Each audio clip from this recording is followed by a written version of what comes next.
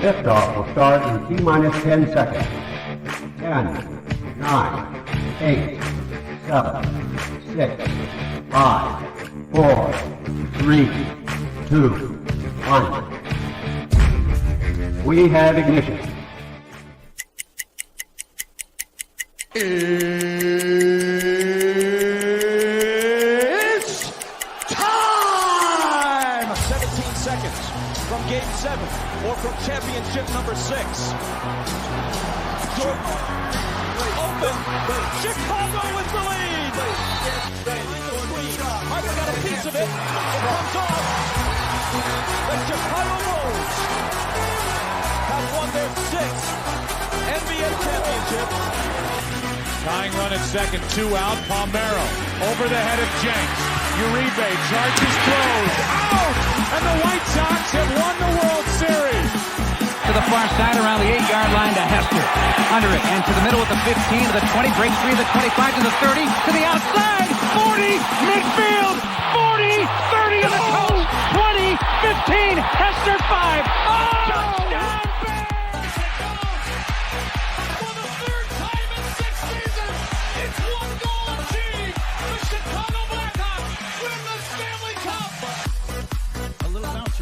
Toward Bryant. He will glove it to Rizzo. It's in time. And the Chicago Cubs win the World Series.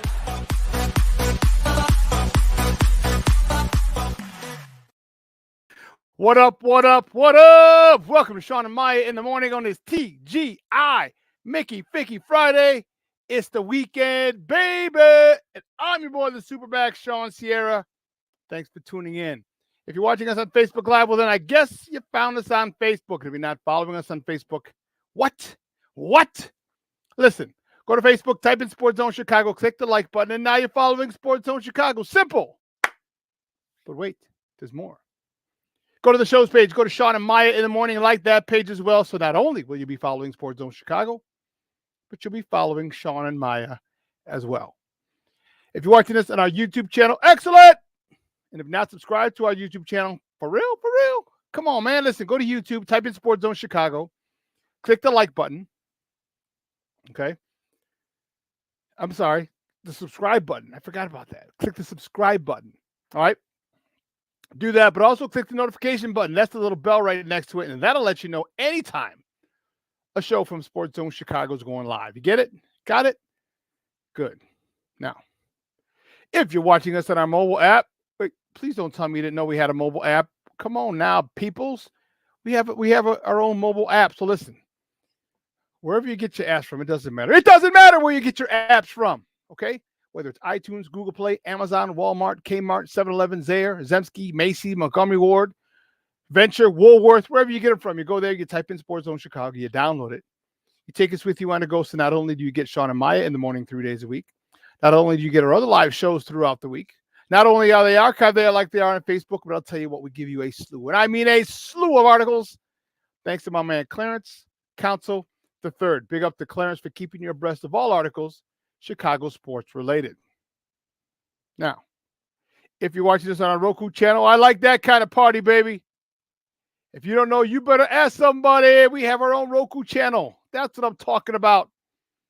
So listen, here's what you do. If you have a Roku television in the house, download Sports Zone Chicago's channel right to your TV.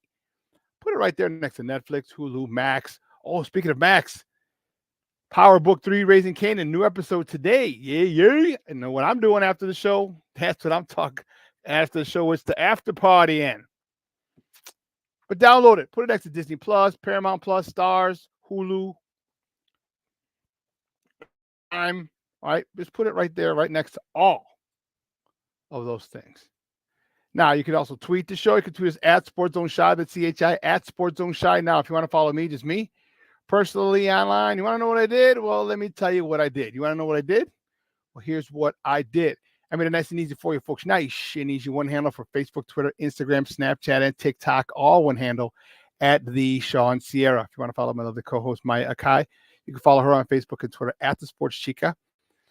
You want to follow her on Instagram because you're an IGer and you do it just for the gram, well, just follow her at Maya_Akai. It's MAYA_AKAI. Listen, we have a phenomenal show, but I need you to get interactive with us. So whatever platform you're watching us on, whether it's Facebook, whether it's YouTube, whether it's our mobile app, leave a question or comment on that platform. It'll come up here on the thread. We'll put it up on the screen. We'll incorporate it into the show. And that, my peoples, is what makes this the best morning Chicago sports talk show around. And that's you. So bring them all, baby. We want all that smoke, all questions, comments, smart ass remarks, bring it, because ain't nobody scared over here. Like The Rock said, baby, don't sing it. Just bring it. Let's see who we got in the chat. Black Diamond in the house. You know what's so funny, Black Diamond? That's hilarious. So when I saw it, it looked like I'm nearsighted. Well, it doesn't look like I'm nearsighted. I am nearsighted. But when it was in the thread, it looked like someone was throwing up. And I'm like, yo, top of the throw up. And I'm like, what the hell is that? I was like, Black Diamond, what's all that about? But now that I put it up on the screen, I see the morning, the sun. I'm like, top of the throw up. What the hell, Black Diamond? What the hell, Bobby?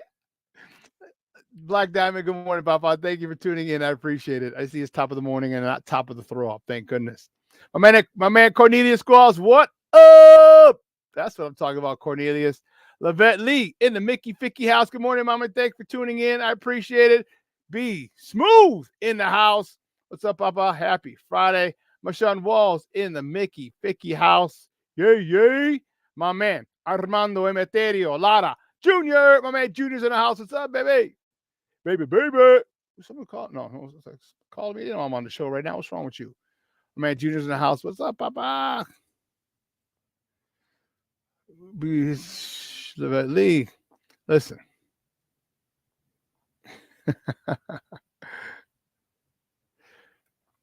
So I'm gonna have to go see it.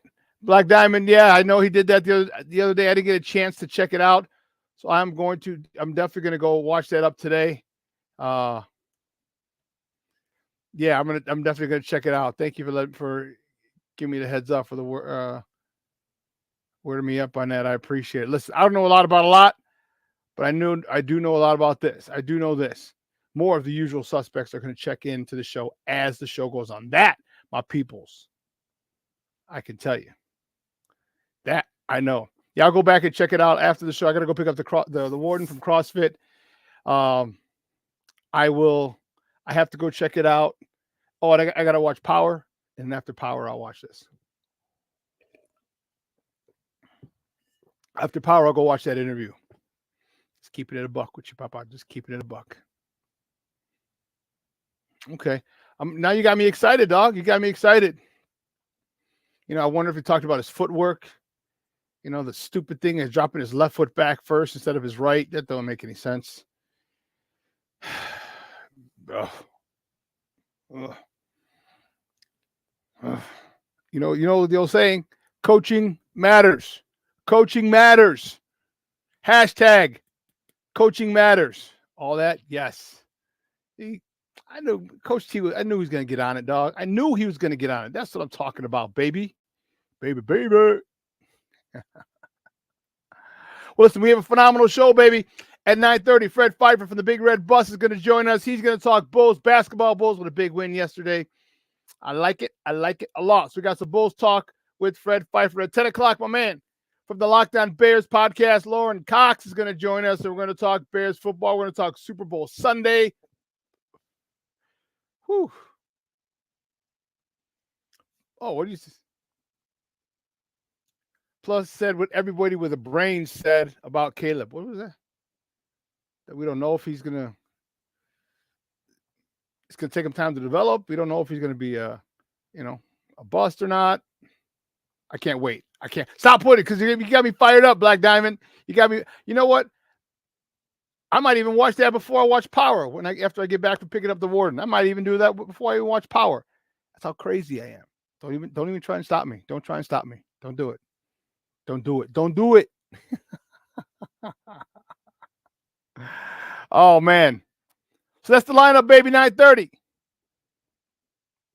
That's the lineup. 9:30. We have Fred Pfeiffer talking Bulls. 10 o'clock. Lauren Cox talking Bears, talking Super Bowl. I like it. I like it a lot.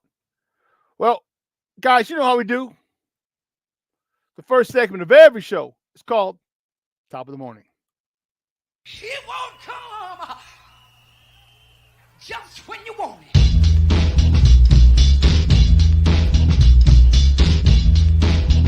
Top of the morning to you. Top of the morning to you. Top of the morning to you. First, top of the morning topic. Which way do we go? Which way do we go? Which way do we go? Which way do we go? You know which way we go, boys. Stop playing. Stop playing. The Bulls, baby. Only the Bulls.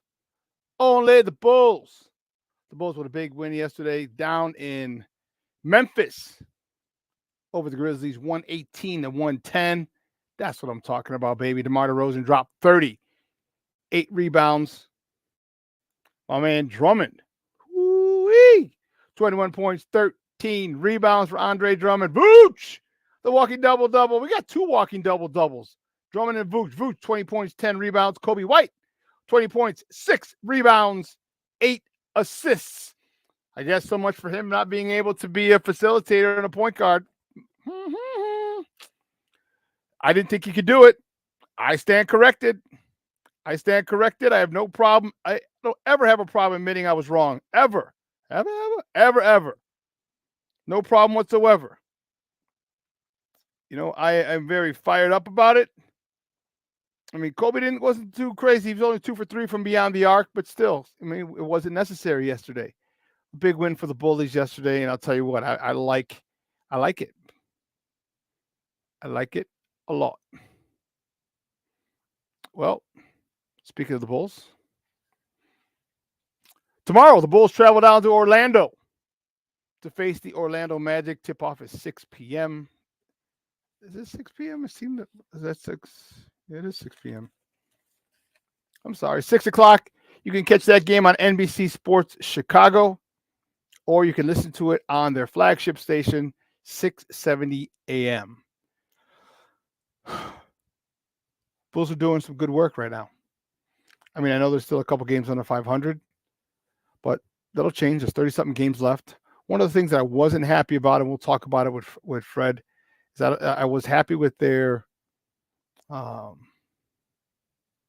non-activity at the trade deadline, which passed yesterday.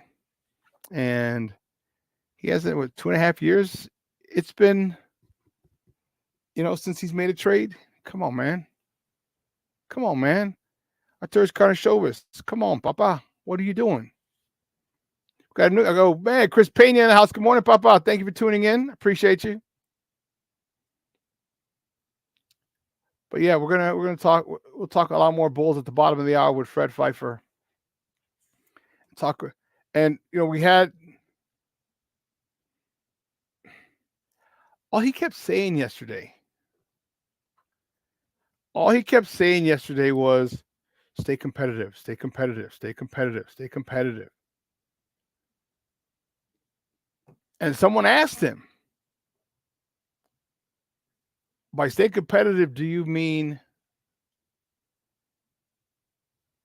vying for a play-in or playoffs, not really being a serious contender? He's like, oh, yeah, we want to be competitive. Every single answer he said was competitive. We want to be competitive.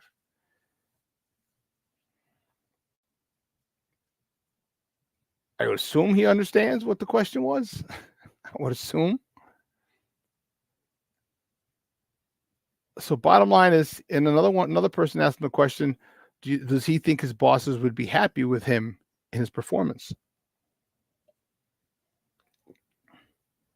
He said yes. So it seems like right now the Bulls are just trying to stay competitive.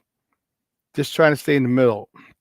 Anywhere from the play-in to the 7th or 6th seed. It keeps us going, keeps us excited, but there's really no legitimate threat for us to take the East. It puts asses in seats.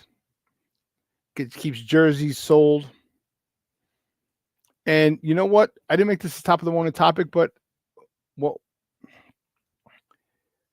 according to DeMar DeRozan said he would like to come back if the money's right. He would like to come back to Chicago. Let me tell you something. Chicago is a phenomenal town. Like, people, when they leave Chicago, they miss it. They miss it. And I don't know where everyone's watching from, okay? But if you're watching from Chicago, you know what I'm talking about. And if you've never been to Chicago, man, let me tell you, you start off, come here in summertime shy. You will never want to leave until winter. Until winter. But summertime shy, there is nothing. Cue up Alicia Keys. No one. No city in the world like Chicago in the summer. Summertime shy is off the chain. Festivals, concerts, street fairs, the lakefront, boats, the boats out there. 31st Street Pier, house music every Thursday, or is it Friday? I think it's Friday. Jazzing at the Shed. There's so many things to do, and not just to mention the regular things like the phenomenal restaurants we have here, the great theater scene we have here, the great night scene we have here. Man. Brian, just south of Indy, been a while since I've been. Man, you got to get up here, Papa.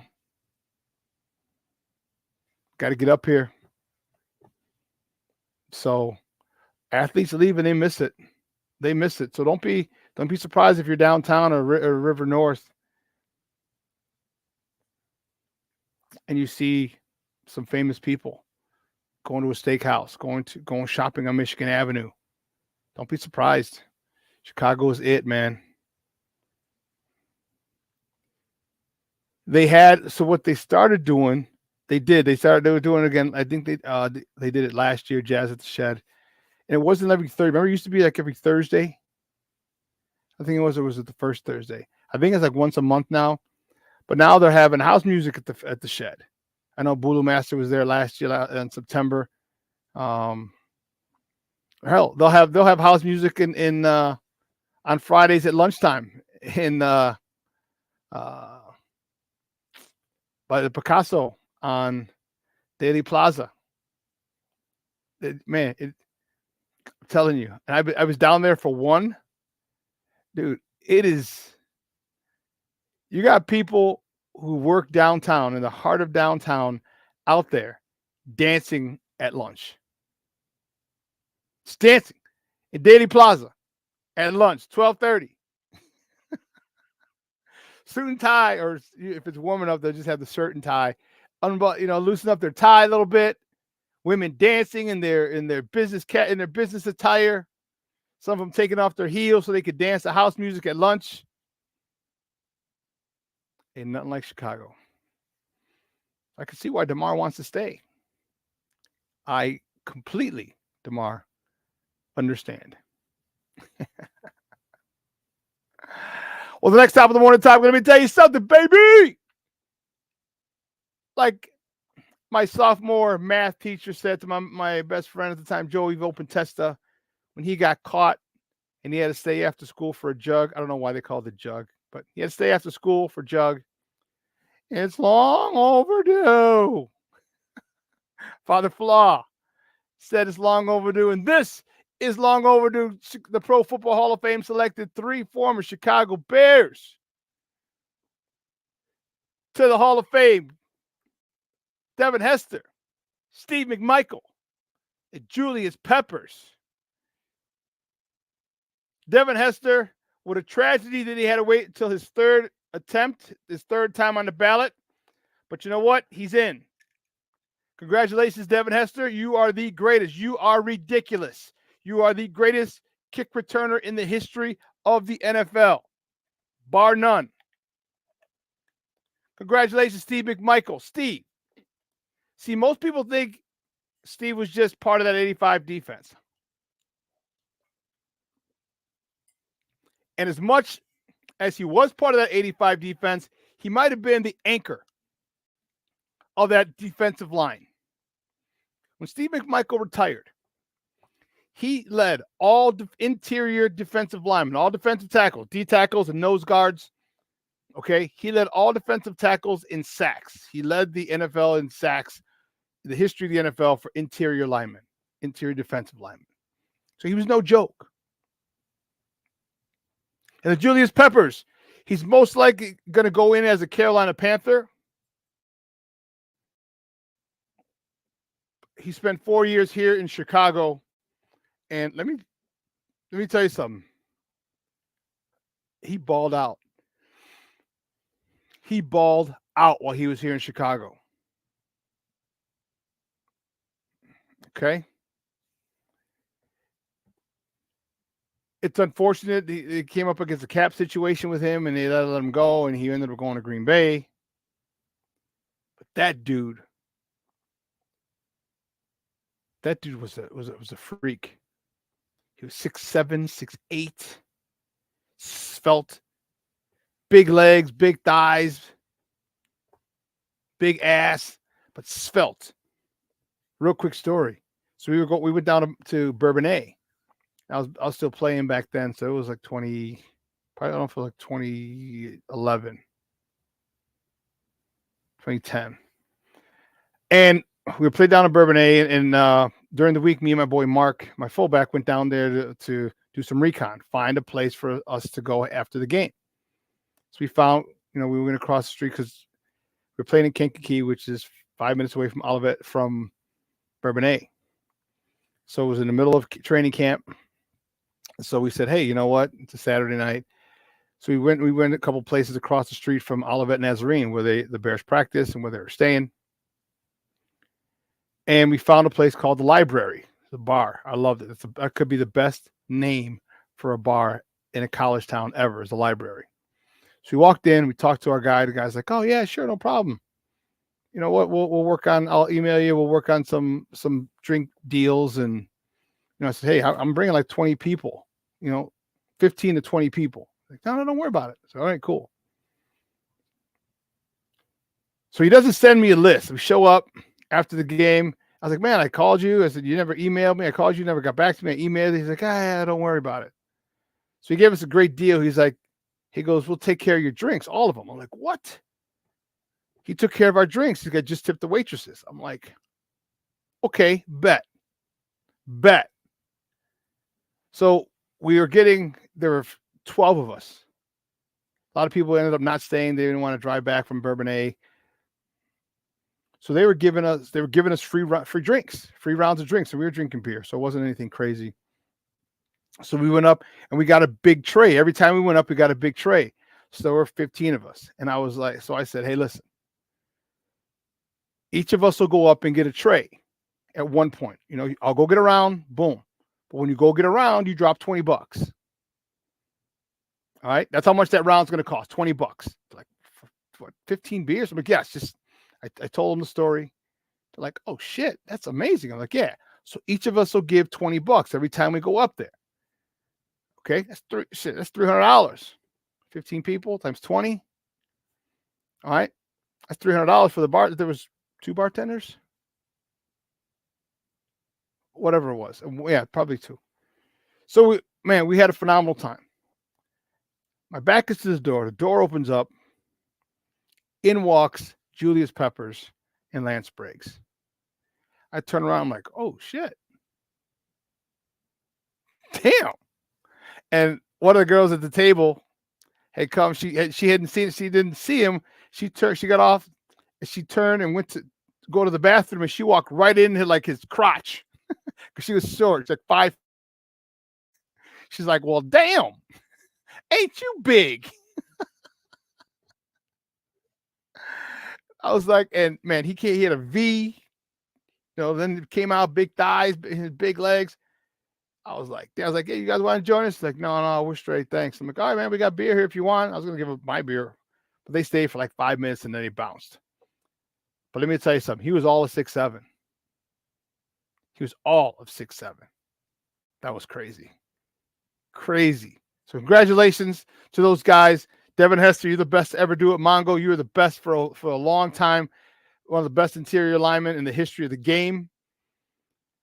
Julius Peppers, you were a freak. Crazy. Well, let's keep it moving. The next top of the morning topic. The White Sox. The White Sox released the renderings of their proposed South Loop Stadium. They're wanting to move right on Roosevelt and Clark, right across from the Target. And it looks nice, right on the river, branch of the Chicago River. This is what this new stadium would look like. See the river, obviously, there.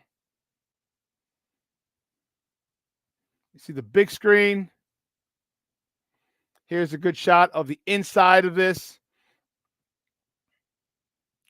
It looks pretty cool. However, how about working on a team first? How about building a team? How about getting a manager? How about stop meddling in affairs? Crazy, crazy, crazy. This looks amazing. This looks amazing. It really does. But how about working on a team first?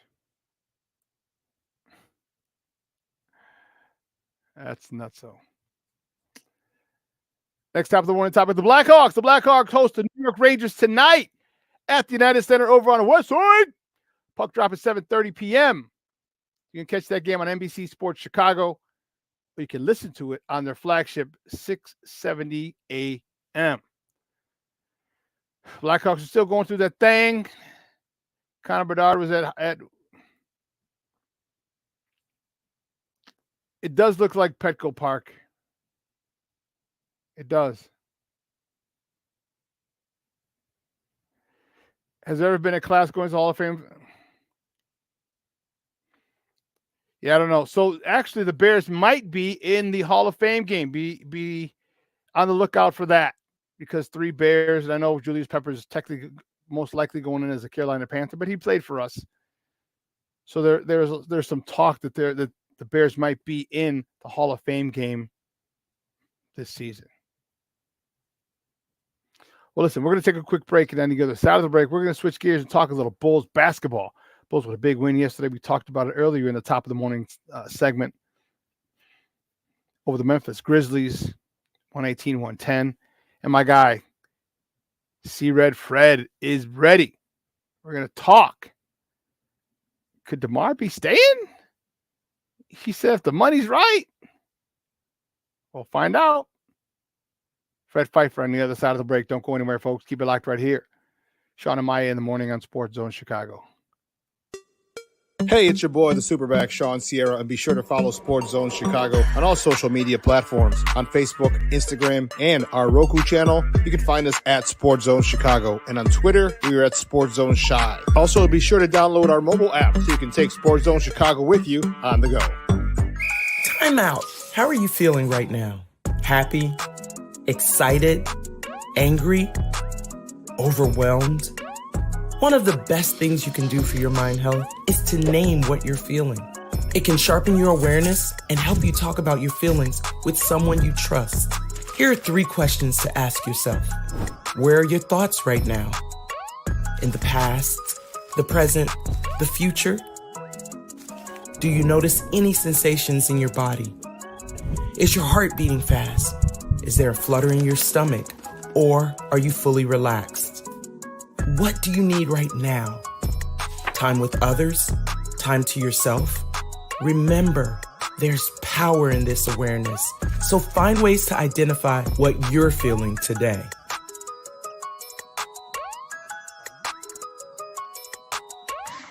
Hi, guys. Hey. Hi, Megan. Hey, Jessica. Megan, you're a tramp. Brian Fitch told me you guys made out. Everybody knows. He said your breath smells like garbage. And he almost puked. He says you're the most desperate girl he knows, besides your mom. How many boyfriends does she have anyway? Lots? Your makeup makes you look like a clown. That zit is huge. Zit face. Ugly.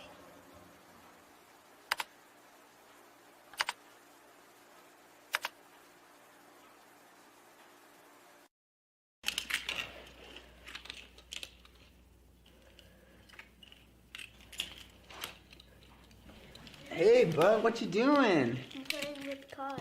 Cars? Can you show me what a car does? Whoa. Hold on a second. First of all, this is a school zone. So you need to put down your cell phone, stop texting, and let's get to driving. Now you're coming up to a stop sign, right? You need to slow down and stop before you hit that Y line. I want you to look left, right, left. You don't want to get hit by a car going on your left and to your right to make sure you don't get sideswiped by a guy coming from your right. You're coming, and you see a crosswalk. You better slow your horses down because the #1 rule of driving is always yield to pedestrians. Now stop, pull over, and you are done driving. Gosh, what do they teach you kids in school nowadays?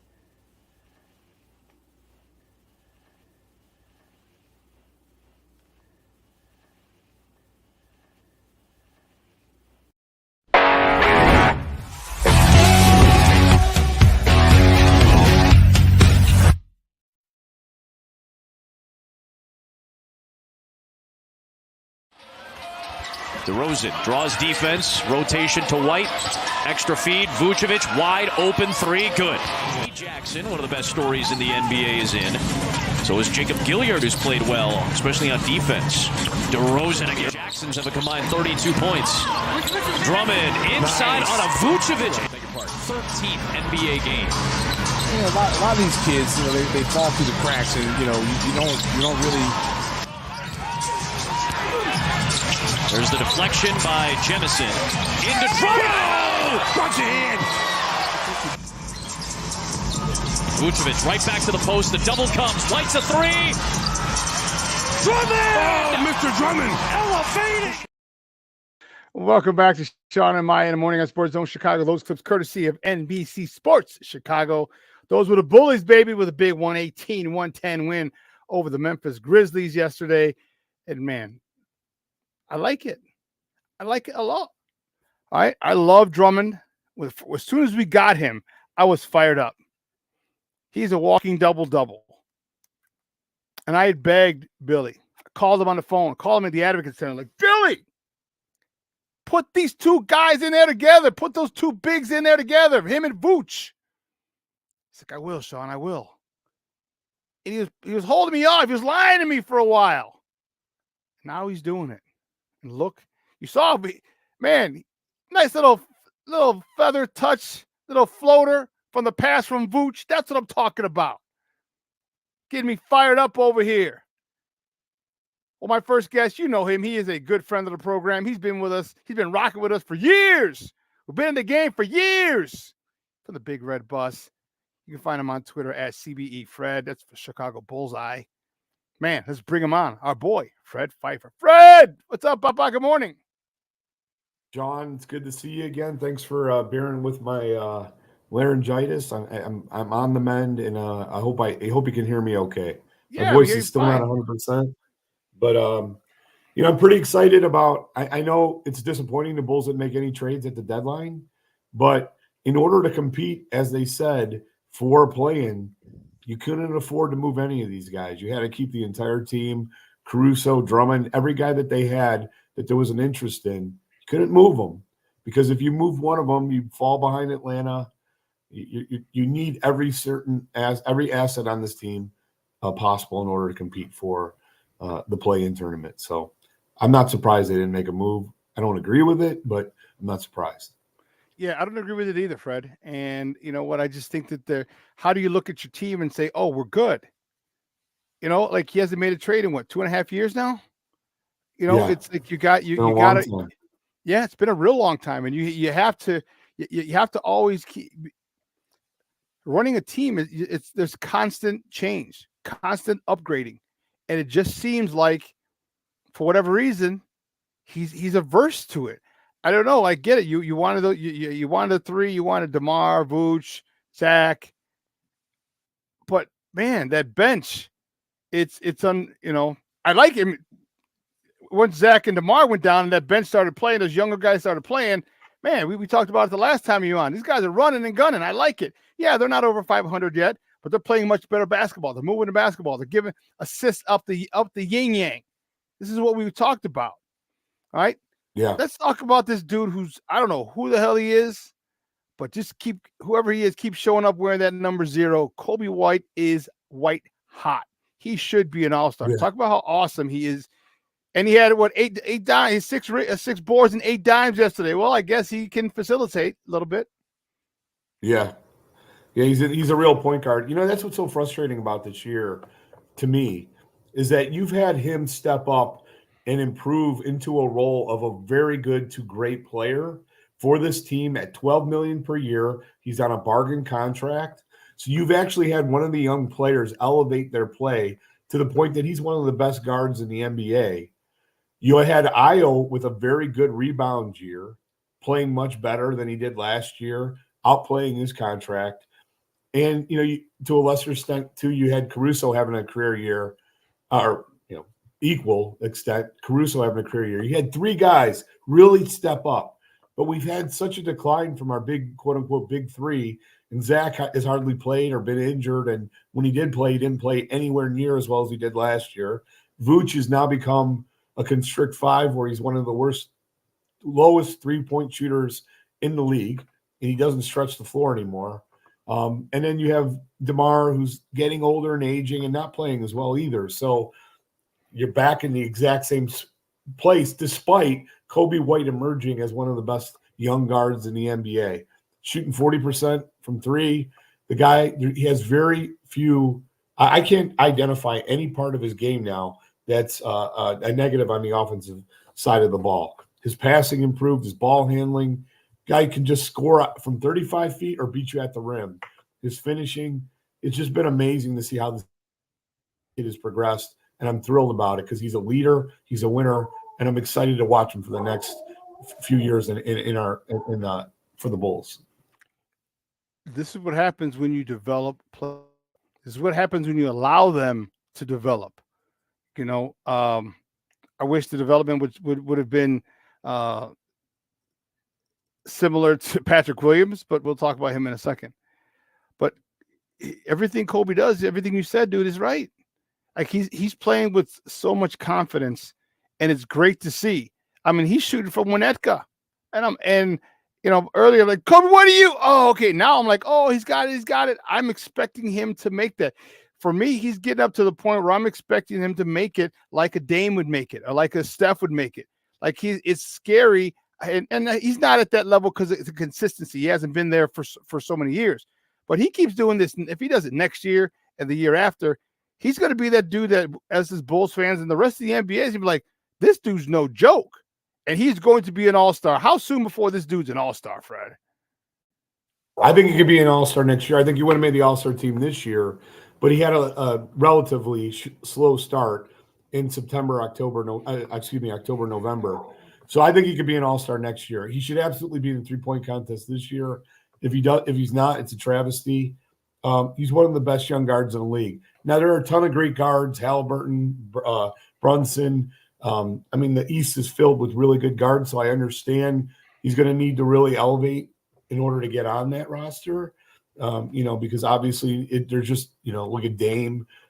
There's just good guards up and down in the East. But if he plays like he has consistently for an entire 4 or 5 months, starting from the beginning of the season, he'll absolutely make an all-star team at the age of 24. It's just beyond exciting how good he's progressed as a player. And I think we got really lucky here. I'll be honest with you. He was in every trade rumor for 2 years. Every single trade rumor from this front office. This front office has traded every good asset that we've had from the previous front office. And here we are, 2024, and the best player on our team is a guy drafted by Garpax. They traded Lauri Markkanen. Would we not be in a better spot today if we had a team that was based on Lauri Markkanen in the front court and Kobe White in the back court? I don't know how you can argue this. Yep. I saw a stat that in December, the 2 best three-point shooters in the league were Kobe White, or maybe it was January, Kobe White and Lauri Markkanen. Just imagine that.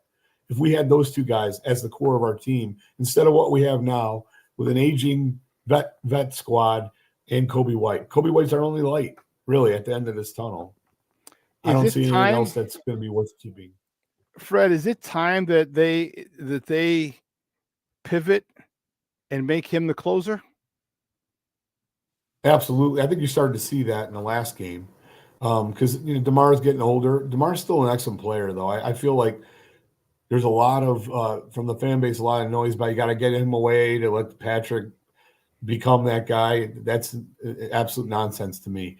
I think this team would take a significant nosedive if DeMar was moved at the trade deadline. The reason why is he's the only player on the team who consistently gets to the free throw line. No other player in his team, with the possible exception of Kobe and Zach. Obviously, Zach's out. Kobe White gets to the line, but everyone else, it's like a massive cliff from that point. There's a huge benefit in getting to the line, picking up fouls on the opposition. It really increases your offensive efficiency. And Vooch never gets to the line. None of the key other players outside of DeMar DeRozan get to the line. So, I'm big picture. I'm kind of glad that they kept it as is, because I think it is important for Kobe White's development to play in the playoffs, and even if it's a play-in game, get that experience. And if they would have traded DeMar, if they would have traded Caruso, I don't believe that things would have been good. I think they would have clearly taken a nosedive, and Atlanta's playing well enough that they would have surpassed them. They might not have fallen as far to get out of the play-in, but they definitely would have lost the first game. We'll see how they go from here. Guys, we're joined by Fred Pfeiffer, Buzz, ChicagoBullseye.com. Talking Bulls basketball here on Shawn and Maya in the morning on Sports Zone Chicago. Alex Caruso. This dude is awesome. And he does it. Tell me what he's doing now. Or is it just a continuation? Because he does so many things that don't necessarily show up on a stat sheet. But this guy, when he's together, he is the glue for that team defensively. He is a glue for that team. And he's the kind of guy who'll hit a big shot. And he's a veteran leader. Talk to me about his importance and him not being traded, because there are a lot of rumors that people wanted, a lot of contenders wanted him. And I remember when he came here, my cousin lives in LA and he cursed me out. I was like, "You son of a bitch, you got Alex Caruso." I'm like, who? Who the hell is this guy? He's like, watch him for a couple of weeks. He goes, you tell me you're not happy to have him. And I was like, oh shit. Okay. I see why you're mad he's gone. Talk to me about him and how important it is that he's not moved. He wasn't moved at the deadline. Well, he's absolutely essential for the success of his team. He's the thing that's really he's risen to, in my opinion, arguably the best 3-and-D player in the NBA. He's shooting 40% from three this year. That's an area where I felt like he kind of fell off a little bit, but now he's shooting the ball so well from the three-point line, combined with just stellar, excellent defense. He's absolutely integral for this team to win and compete and potentially make some noise in the playoffs. I don't think the Bulls are going to get out of the first round. I think they'll probably lose, 4 games to 1 or 2, whoever they play, whether it's Cleveland, Boston. Who knows where they're going to end up. But if the goal, as Acme stated, is to compete, you absolutely had to keep Alex Caruso, despite the fact that the rumors are Golden State was offering 2 number 1 picks. This draft is not a good draft. So that number 1 pick would have been 15 or beyond. I think people definitely overestimate like a late first rounder. It's very rare. You're not going to find really great superstars often. The Jimmy Butler at 30 doesn't happen often. That's like an exception to the rule. You find role players in the late first round. So if your goal is to compete, you had to keep Caruso. You didn't have a choice. We don't have any draft assets. We have our number 1, but this year, but next year that could potentially go to San Antonio. It's top 10 protected in the DeMar trade. We gave away all our second rounders out till 2028. So I do understand the argument. Like, there are a lot of fans who wanted to see Caruso get traded because he's arguably at his highest value. He's 29 years old. And then you could have got 2 number 1s for him. But again, if your goal is to make the playoffs, I don't think we would have made it. At best, we would have been the 10th seed. If you trade Alex Caruso, he has that much of an impact on winning. So I do think he's important to remain on the team for Kobe White's development. And that's why I'm not devastated they didn't trade him. I understand the argument, though, for why they should have. We've sent out so many draft assets. We do need to eventually kind of hold some of our own. Keep some of our own. Yeah. That's a crazy idea, huh? But that said, though, Shawn, how confident are you in these guys making the right pick? Like, we don't know. They haven't had. Dalen Terry, They haven't had. They have. Yeah, you're right, Dalen Terry. Yeah, Dalen Terrible. There were assets all around there, good players all around there, and they passed on it. And they took this guy who's not anywhere near a good enough shooter to play in NBA. He's awful. He's awful. He's a good passer. He's a high energy, good defender. You can't shoot. You can't play in the league. You shoot that poorly. When he shoots, he just doesn't miss air balls, bricks. Like, it's not even close. So he's not ready. Maybe someday he will be. That was a terrible pick.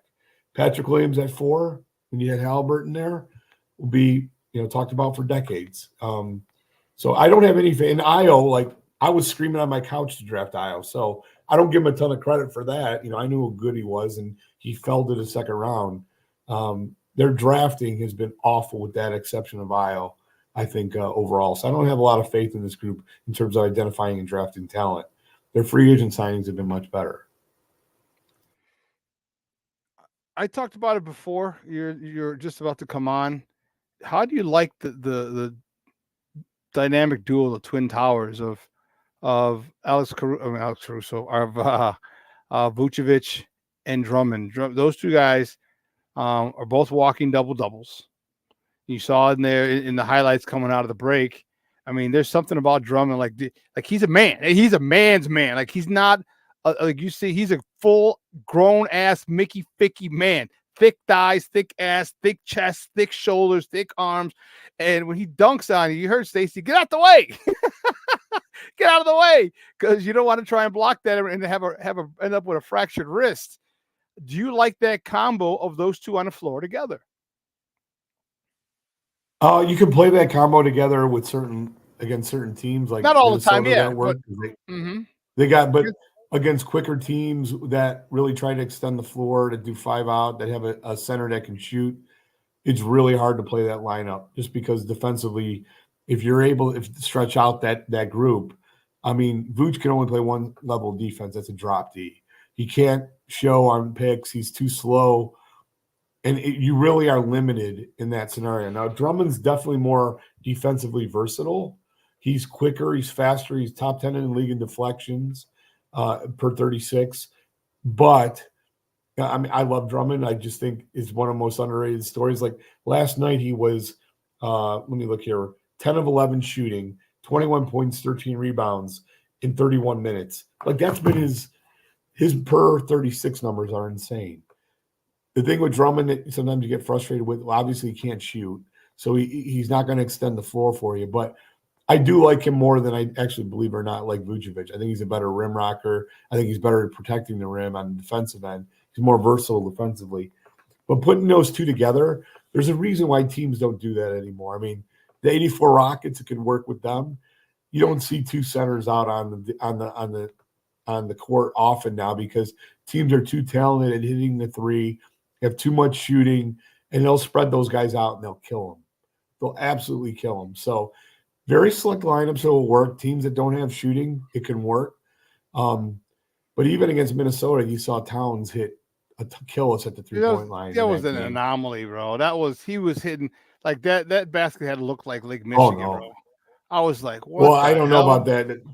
No, Towns is one of the best shooting bigs in the history of the game. Like, from three, he's that good. So, like, I love Towns as a 3-point shooter. I think he's phenomenal. And you got to expect that. But, that lineup worked because they were able to I think they put Drummond on Towns. I got to watch that over again. But I agree with what you're saying. I see what the point you're trying to make. That only works when Vooch is hitting the three. He was 3 of 7 last night. When he starts showing that he can hit the three, you can extend the floor, and you have two guys. You have only one guy in the court that doesn't extend the floor in Drummond. But if Vooch is going 0 for 7, 0 for 6 from 3, 0 for 5 base, you just guard. You let your big just stay in the paint and clean up the mess. Yeah, I hear you. I hear you on that one, because I like Drummond in the paint. I love him in the paint. All right. I mean, we know he's not coming out hitting threes, but he's a big body in the paint, and he does a phenomenal job of walling you off, of backing you in, and then we talked about it. He doesn't like to lay stuff up. He dunks it. He's a grown ass man, dude. So and for me, I love it. I love it because it gets people in foul trouble. It gets people, people most time aren't going to want to go up and try and block his shot because of how big and strong he is. So I don't know. I'm a big fan of Drummond. I just like to see him in. I like to see those two in more, especially, when you got a high-low game. So, you got Vooch out front, but you talked about him needing to hit that three. Because if he can, Drummond can wall someone off. You saw it in the clip coming out, get it down low, and you're going to have an and one, or, just people get out of the way for the dunk. So that's why I like those two on the court together.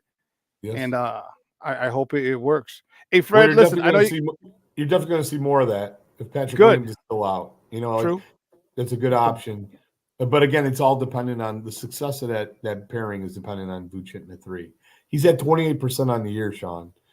I've never seen a player go from 40 to 28% in 3 years. It's like maybe they're out there, maybe I'm not aware of them, but I mean his decline as a three-point shooter has just been, I can't stress enough, a massive drop of the ceiling for this team.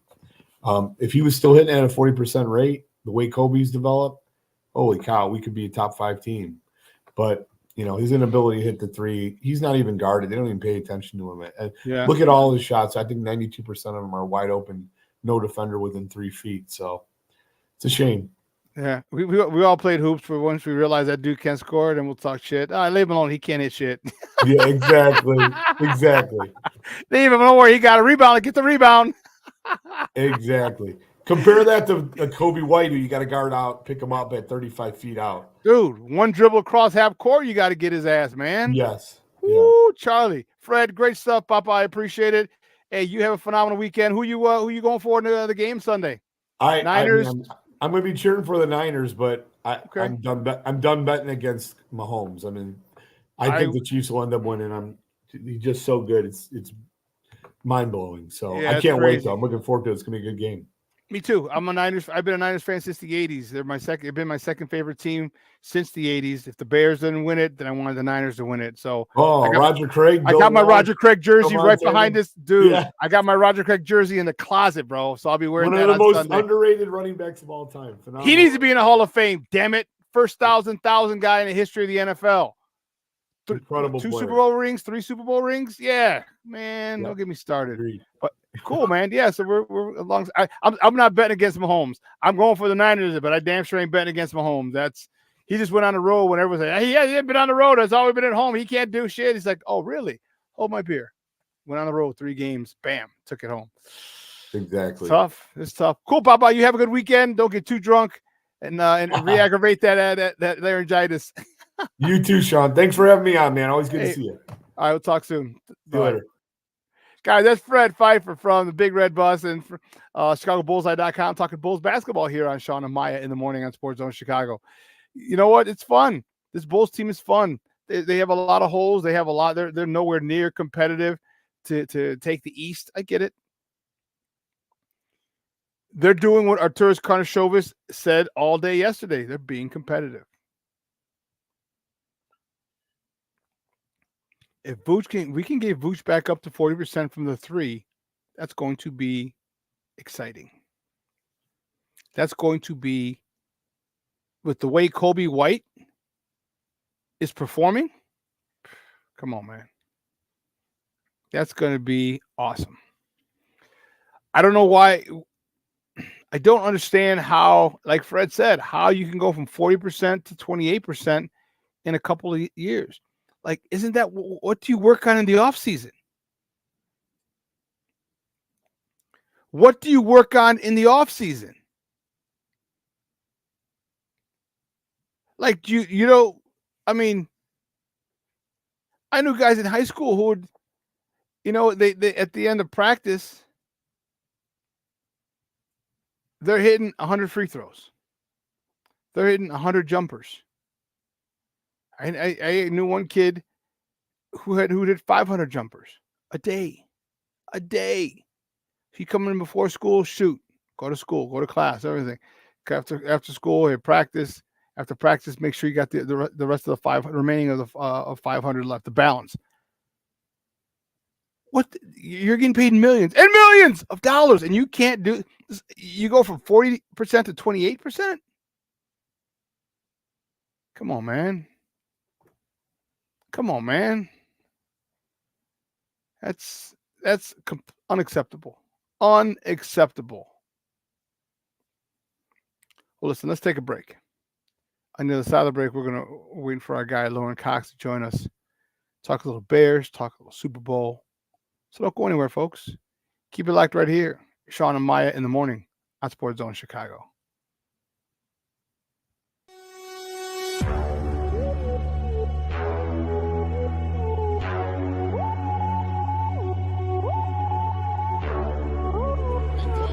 To run for 17, back he goes, here comes Chubb, there goes the ball, touchdown, Mooney!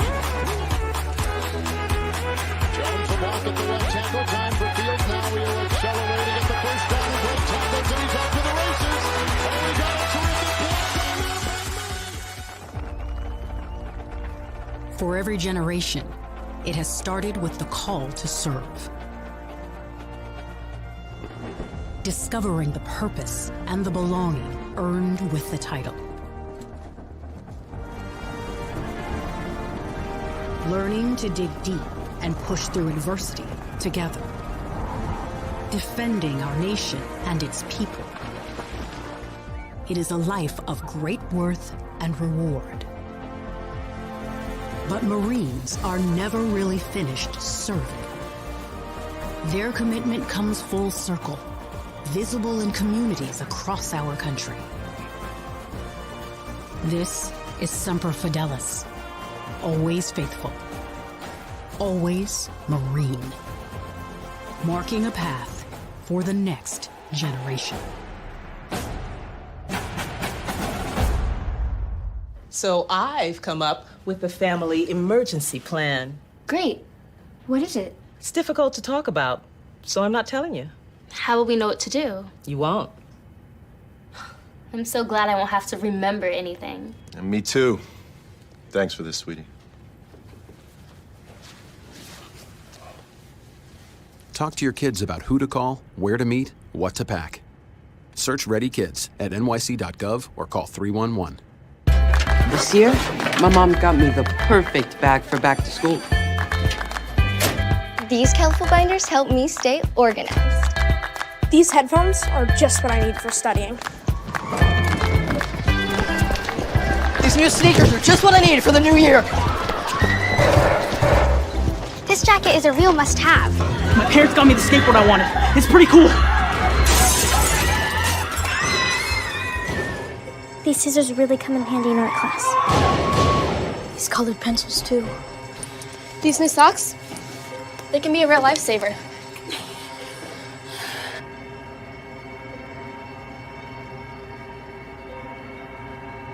I finally got my own phone to stay in touch with my mom.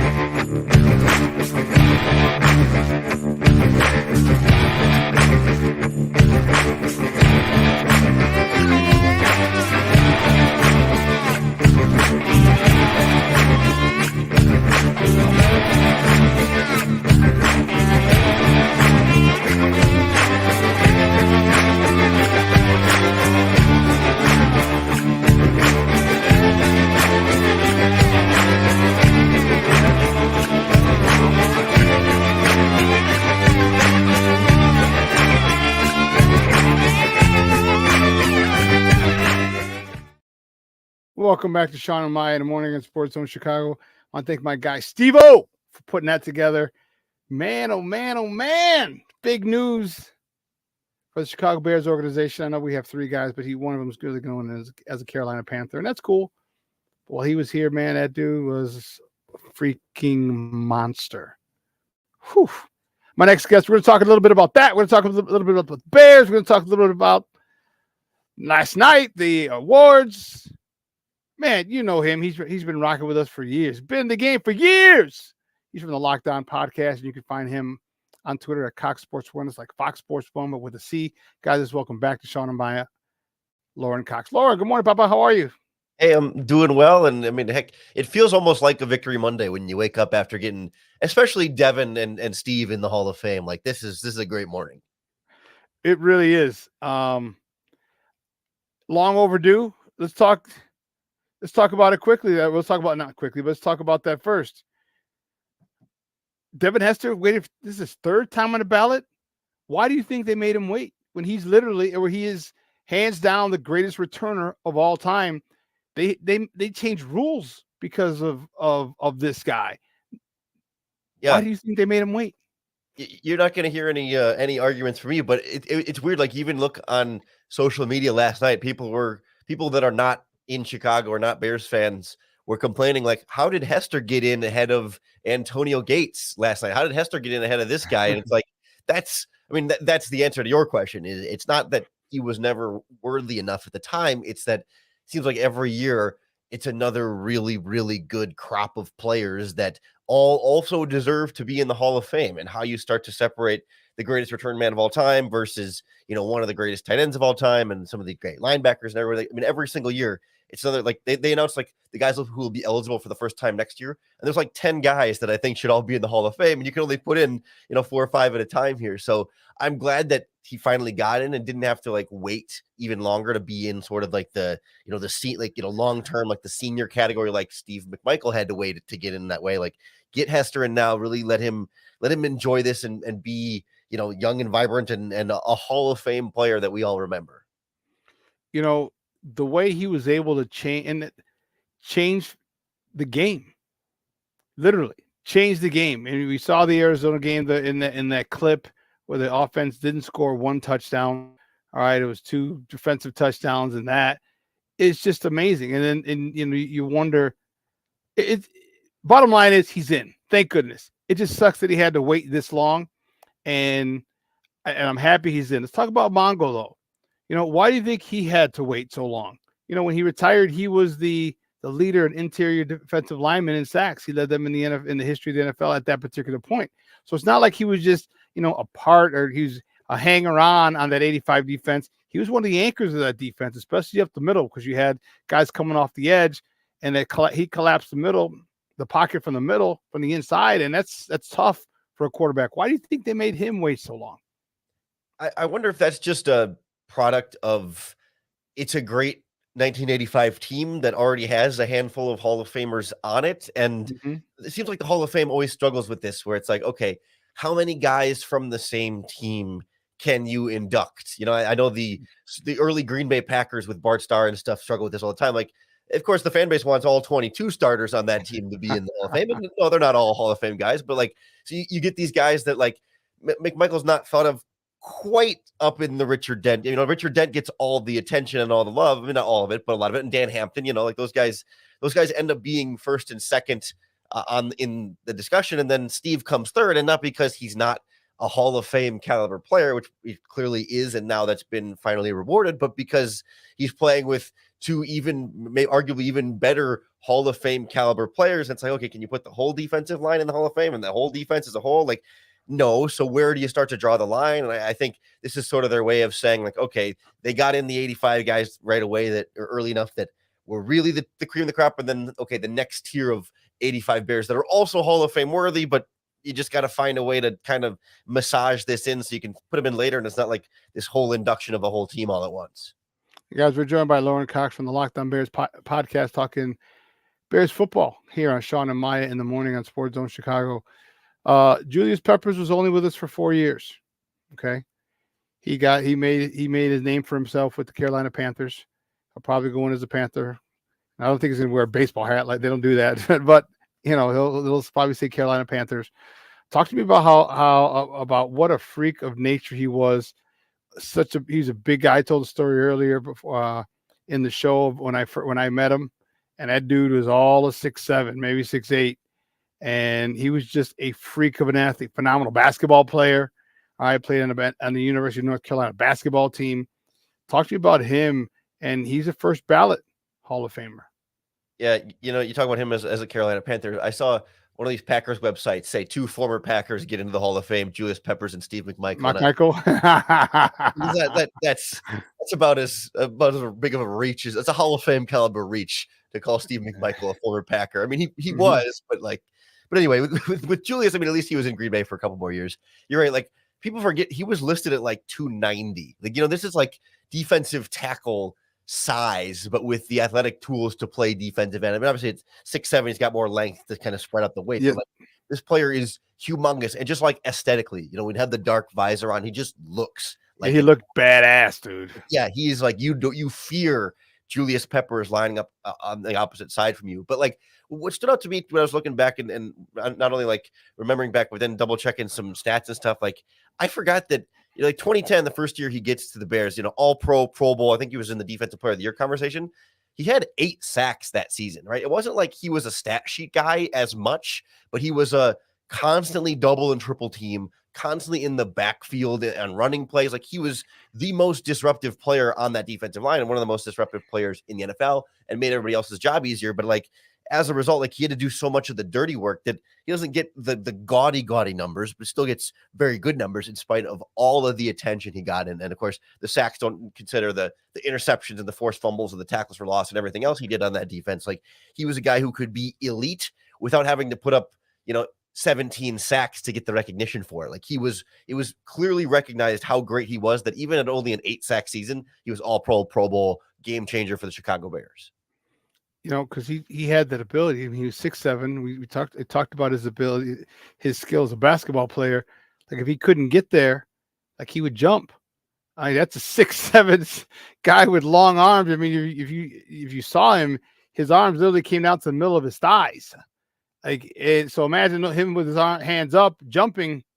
That's a tough thing to get around for quarterbacks. He did a hell of a lot, and it was great to see him play. It was great to see him play as a Bear. I think his prime years were with Carolina, but we still had some really good years with him here, and it was awesome to see someone like that, someone of that size that you talk about, 290 pounds, just be so freaking athletic and be this literally a freak of nature. So congratulations to all those guys, man. I'm really, really happy for him. Mongo, especially, we all know the health issues that he's faced, the battles that he's going through right now. I think him and his wife Misty are, relieved, but I think he's so proud. I think that was one of the things that he was fighting for so long, to stay alive, is to realize that he is a Hall of Famer, and to be a fly on the wall when Misty said, "Honey, you're a Hall of Famer." That would have been dope.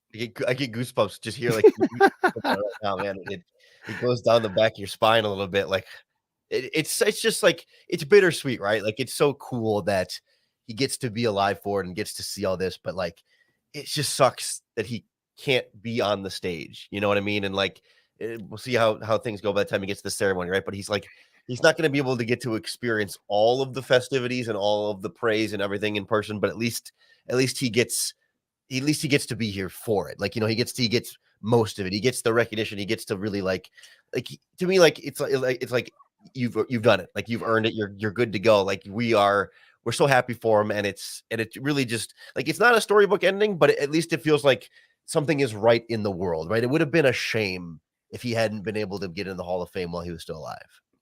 And you know what? I'm going to miss the fact. I'm going to miss his smart ass remarks. He didn't care. He didn't care. He was, I partied with him a couple times when he was a coach of the Slaughter, and he was larger than life. He's just a real down to earth dude. And, yeah, man, it was awesome. And then that's unfortunate. But what is really fortunate, what's really cool, is Jared Payton is going to induct him. How cool is that for JP? You get to induct your dad when you were 13, and now you get to induct another one of his teammates into the Hall of Fame. That is pretty freaking wild, huh?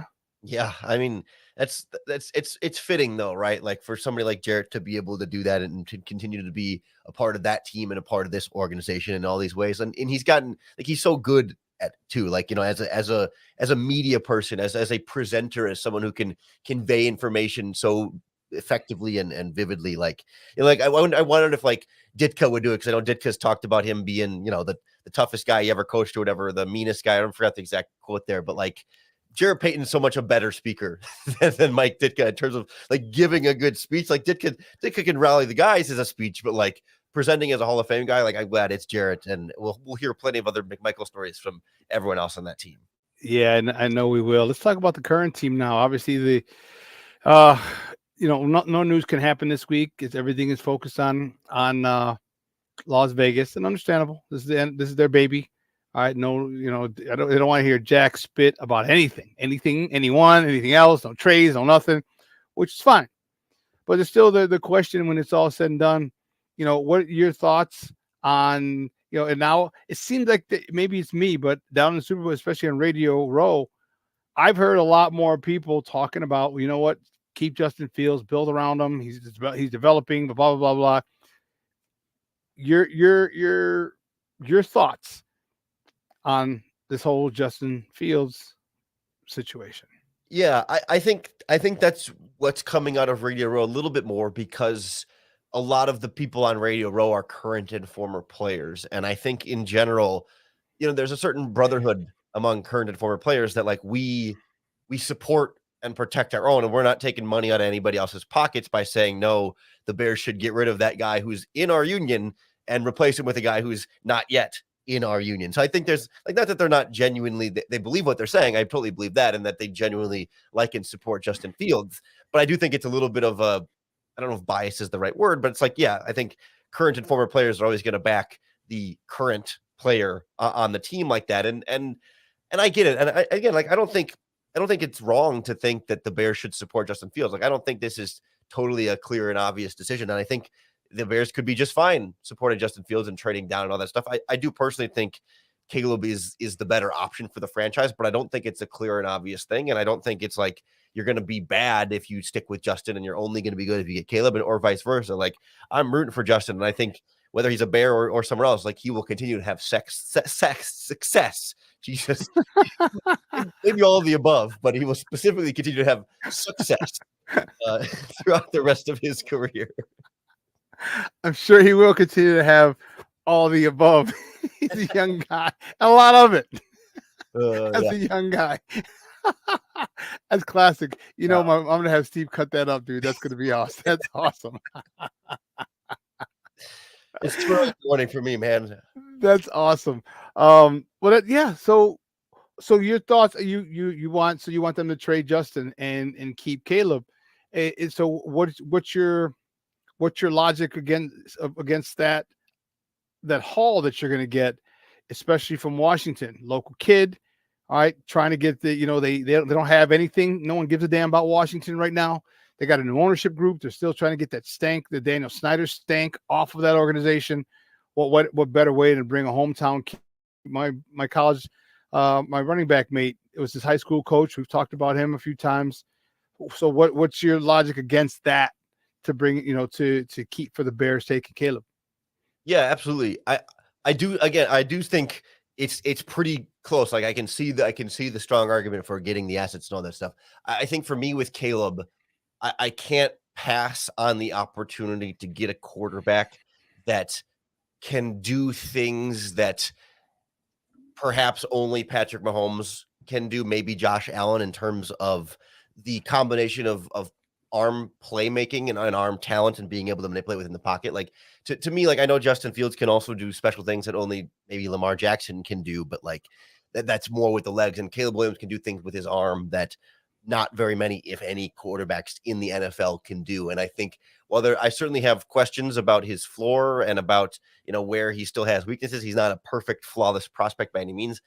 I think right now, as a passer, he's already where Justin Fields is and has such a higher ceiling as a passer and a clear path of developing towards being that potentially elite quarterback. And I think the things he struggles with, the things he does poorly right now, are things I can work with within my offense to try and mitigate and work through and kind of get him past that. Not like permanently going to eliminate all weaknesses or anything, but I think the path to him being an elite difference making quarterback is so clear that I cannot pass up that opportunity to get that kind of difference maker at quarterback, even for a really big haul. Like I just feel like if I can get Patrick Mahomes out of him, there is no level of price tag of trade of picks and players that you can trade me to take away that potentially truly elite quarterback. Like I have to see it through with him and make sure that this is not the guy that can be different, can be that special franchise changing player. And to me, that's a step above the other quarterbacks in this draft and any other quarterback option the Bears have. Okay. Well, then you and I definitely are on opposite sides of this issue, which is fine. We don't have to call each other clowns or idiots or like some people like to do on Twitter. Yeah, because I've been called a clown for so many things and whatever. I just find it interesting. Talk to me about why do you think it's gotten so toxic though? Why do you think it? I mean, this is literally worse than Cub Sox, and that's bad.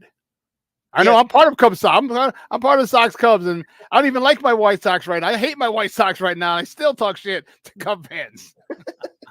Yeah, I'm very tired of it. I'm sick and tired of it, and I hope that Ryan Poles does us a favor, kind of like he did last year, and make that decision early. I mean, I know at his season-ending press conference, he said, we might take this all the way up to April, and I'm like, oh no, like I can't do two more full months of this. Like we need a decision like right after the NFL scouting combine again would be absolutely perfect. Like in either direction, like at this point, like just give an answer so we can stop arguing about it. I mean, the toxicity is tough because I mean, everybody loves Justin Fields. We all love Justin Fields. There's no like that's the other thing about it is like so many people that have like the pro Caleb Williams camp have turned on Justin Fields as though he's some bum child molester. I'm like, dude, like yeah. Or he kicks dogs for a living. Like, dude, stop.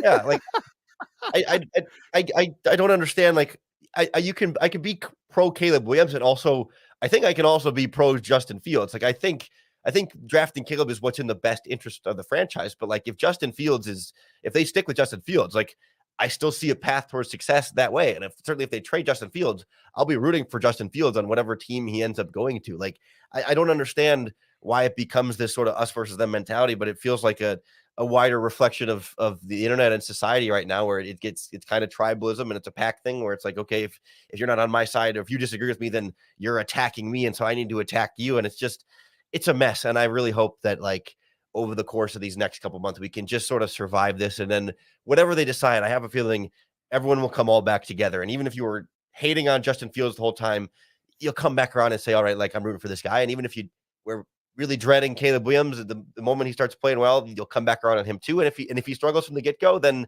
no one's going to like him. Even if you're pro Caleb Williams, like at the end of the day, like how these quarterbacks perform will shape ultimately how everyone feels about them. And I'm ready to just see them perform at this point.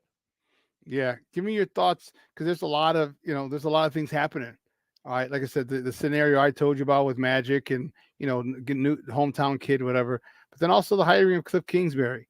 He's in the running for the OC gig in Las Vegas, and then he withdraws his name and interview. I guess there's the interview, the mandatory, I guess, interview for the OC gig in Washington. He gets that, and he was one of Caleb's coaches at USC. Does that sway you? Does that you think that, okay, this could be what they're doing for him? Or do you think it just doesn't matter? I think it only matters to an extent, right? Like it only matters if Ryan Poles is willing to listen. And I think Ryan Poles is willing to listen. And I think bringing Cliff to Washington maybe just increases the package that a team like Washington might be willing to give up for Caleb Williams. And I'm sure Ryan Poles will take that call and listen, but it's a matter of like how he evaluates and feels about Caleb Williams. And if Ryan Poles in his words, is blown away. That's what he needs to be blown away by one of these quarterbacks. If he's blown away by Caleb Williams, I don't think there's a trade package that Washington can put together that can move him off of that quarterback he's blown away with. Now, if he's not blown away with Caleb Williams, then Cliff Kingsbury going to Washington is a great thing. And if the Bears can get even more, at the very least, like more trade interest, if not a bigger package from Washington in general, like that's great for the franchise. And I think like the Cliff Kingsbury thing can only help the Bears. It can only make things better for the Bears in terms of the draft capital they could get in this year's draft. But I personally not a big believer in Cliff as an offensive mind. So I don't know that Washington is going to be some, genius offensive team now. And it sounds like the thing with the Raiders was more about a contract issue than specifically like, not wanting to be in Las Vegas. And hey, it got Luke Getsy a job. So if we can keep that cycle going. Yeah, talk about retreads. Yeah. What else do you think the Bears are going to go after in the draft? And if you can, I don't know how much draft study you've done, and if so, whatever position, can you give me a name or two that you'd like to see for a position that you think the Bears are going after? Yeah, to me, it's wide receiver and edge rusher are probably the two spots at the 9th overall pick that would be highest on my board. I know like there's probably going to be a good offensive tackle there, and we'll certainly see what free agency brings as far as where the Bears address the rest of the needs on this roster. Because if they go out and sign a wide receiver, then like a good number 2 wide receiver, then you don't need to necessarily use one with the 9th overall pick there. Like, I mean, you could still, but it becomes less of a priority there. Or if they go out and sign a big time edge rusher, which there are a few, but not a ton in free agency, then maybe you don't draft one with the 9th overall pick. But certainly haven't been down to the Senior Bowl. A guy like Latu from UCLA is going to be in that conversation with the 9th overall pick. He is a beast. He is lean, but he is like thick and strong. There's just not any. He's big and strong, but there's not any wasted mass on his body. He almost looks like a wide receiver from a distance, but then you look closer and it's like rocked up. But it's just sort of tight on his body, and he's an Does his medical history concern you? The long term, he had a neck injury that he medically retired from football, and right, we're going to find out at the combine, or teams are going to find out at the combine, whether or not that's something to be concerned about. To me, that's the only thing, and we're not going to get an answer on that. But on the field, like the tape says 9th overall pick, and you could throw in Dallas Turner from Alabama as a guy who will be in that conversation as well. A little bit more speed and bend from him, but Latu to me is a as well-rounded of a pass rusher as you get coming out as a rookie. I mean, certainly as a top 10 guy, like in terms of having a pass rushing repertoire and an arsenal of moves that he already goes to. Like usually guys come out and they can do kind of one or two things, and early in their career trying to teach them counters and stuff. New tricks, and What about the secondary? What about Eddie Jackson? I saw literally this morning. I woke up into a Twitter. A tweet from him, and it just said, something about happy new beginnings, or something like that. There was on his Instagram as well, and like peace out Chi-Town. He posted on his Instagram story. So obviously, well, not obviously, but it seems like he's not coming back. So then, if he's not coming back, obviously we need to go get a safety. Have you looked at any of the safety?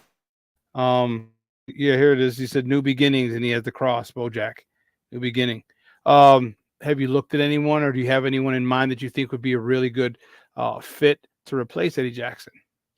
Yeah, I can't say I've done a ton of work on this safety class, but there were a few good players down at the Senior Bowl. And I know a friend of the show, Robert Schmitz, is a big fan of Jalen Simpson, who he sees a lot of Eddie Jackson comparisons to, as a guy who played cornerback early on in his career and then moves to safety and kind of has that same sort of range as a free safety guy.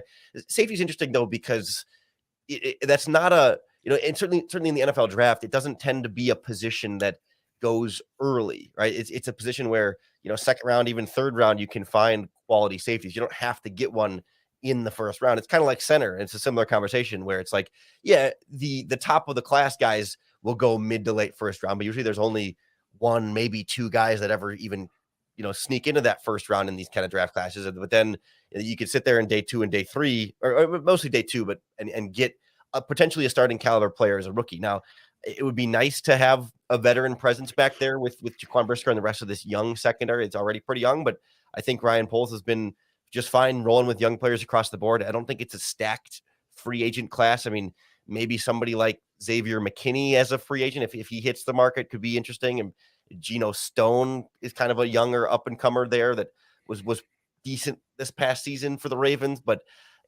it's not like there's a clear and obvious like upgrade out there. It's more like trying to get the same quality of player for less money. And I mean, I get it. He was going to cost $17-18 million this year. And I love Eddie Jackson, but he wasn't playing like an $18 million safety. I would have thought they would have like renegotiated the contract and tried to like take that money and spread it out, add a couple years, bring down the cap hit in year one. I'm kind of surprised, but maybe Eddie Jackson said, no, screw that. Pay me my money or I'm out of here. It's very possible. It's very possible. And I thought the same thing. You restructure his deal. And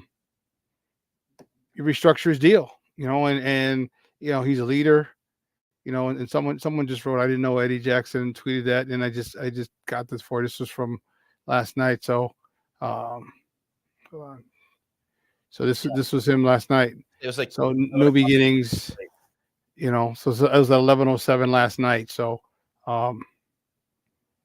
it's one of my guy Nomad had me watch these. Take a dive into these two guys.